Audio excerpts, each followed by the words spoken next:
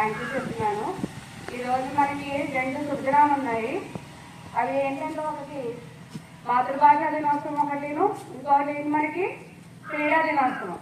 మాతృభాష దినోత్సవం గొప్పతనం గురించి మన టీచర్స్ అలాగే స్టూడెంట్స్ అందరూ కూడా చాలా బాగా చెప్తారు. అయితే క్రీడా దినోత్సవం అనేది మనం ఎందుకు జరుపుకుంటామంటే మేజర్ ధ్యాన్ చంద్ గారి జన్మదిన సందర్భంగా మనం క్రీడా దినోత్సవాన్ని జరుపుకుంటున్నాం. అయితే మనకి క్రీడ అనేది ఎందుకు కావాలి? ఎందుకంటే మనం చాలా విషయాల్లో అలసిపోయి ఉంటాము. అలాగే చాలా వాటి గురించి మనం ఆలోచించి మన మైండ్ని ఇది చేసుకుంటాము. ఒక్కసారి మనం ప్రాంగణంలోకి వచ్చి ఆట మొదలుపెట్టిన తర్వాత మనకి ఏమవుతుంది, మనకున్న ఆలోచనలు మొత్తము కూడా మనం పక్కన పెట్టేసి మన దేని గురించి కూడా ఆలోచించకుండా హ్యాపీగా అవడం కోసం మనకి ఏం ఉపయోగపడుతుంది? గేమ్స్ మాత్రమే ఉపయోగపడతాయి.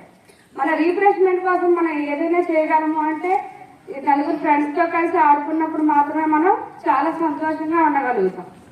సో నాకు అంటే క్రీడని మనం అందరూ కూడా మర్చిపోకుండా ఎప్పటికీ కూడా దాంట్లో మంచి మంచి విజయాలు సాధించి ముందుకు వెళ్ళాలని కోరుకుంటూ నాకు ఈ అవకాశం ఇచ్చిన ప్రిన్సిపల్ సార్ గారికి థ్యాంక్ యూ చెప్తున్నాను.